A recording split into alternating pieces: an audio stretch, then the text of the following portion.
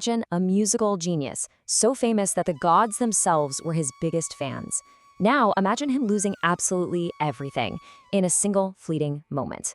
Today, we're going to dive into the incredible story of how that happened in the very first life of the legendary Narada. So, to get us started, let me ask you this. What if the very thing that makes you brilliant, your greatest strength, actually becomes the very reason for your downfall? It's a heavy thought, right? Well, this ancient tale might just hold the answer. All right, so our story kicks off with a man named Upavarhana. He was a celestial musician, and when I say celebrated, I mean the gods themselves were singing his praises. He was the best of the best.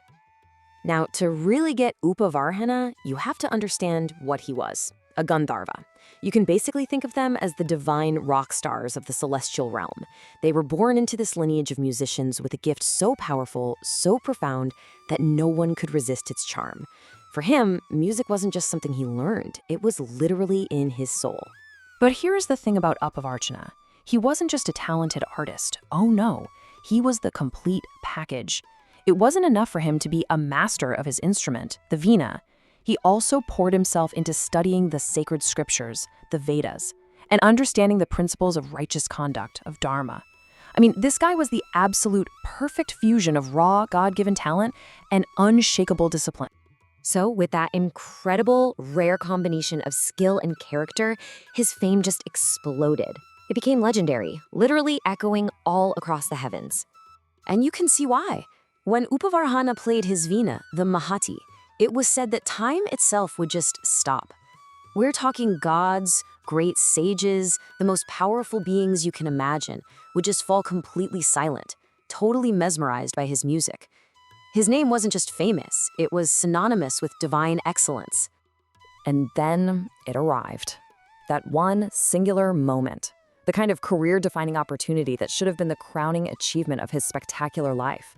But instead, it became the single point from which everything, and I mean everything, would unravel. So this great honor, this huge opportunity, was an invitation to perform at a highly sacred fire sacrifice, a yagna. Now, this wasn't just some gig, okay? This was a profoundly spiritual event attended by the most revered gods and sages.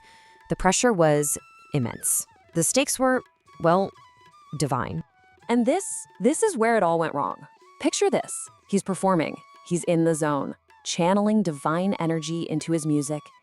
And then his eyes drift. Just for a split second, he notices a woman in the celestial assembly, and his mind wavers. His focus, which had been so laser-sharp on his sacred duty, was completely and totally shattered. I mean, just think about the incredible clash happening in that one moment. On one side, you have the absolute sanctity of the ritual, the holy fire, the sacred mantras, a space of pure divine focus. And on the other side, a moment of worldly distraction, a lapse in discipline, a profound act of impropriety in such a holy, holy place. And yeah, in a place of such immense spiritual power, a mistake like that was never going to go unnoticed. The consequences? Well, they were as swift as they were severe. You see, a great sage in the assembly saw the whole thing. He saw that flicker in Upavarhana's eyes, that break in his concentration, and he understood it for what it was, a grave insult to the ceremony's sanctity. He was just overcome with this righteous anger and decided that justice had to be served, right then and there. And then came the curse. With one single, powerful sentence, the sage sealed his fate. You, who have committed such a flaw, are unfit for the celestial realm. You will be born as an ordinary man on earth. And just like that, with those few words, his divine existence, his fame, his celestial life, it was all over.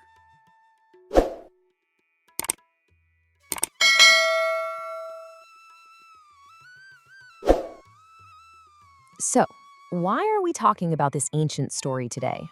Because it's so much more than a myth about gods and curses. There's a profound and, frankly, timeless lesson embedded right in the middle of this tragedy. And here's the central moral. Your talent, your knowledge, even your fame, they can take you to some incredible heights, no doubt. But those things by themselves don't make you a complete person. There's another, more fundamental ingredient that you absolutely have to have. This brings us to the core conflict, the real heart of the story. On one hand, you've got talent. In this tradition, it's called theramai, those skills that can bring you admiration and fame. But on the other hand, you have character, or guna, which is the inner discipline and integrity you need to manage that talent.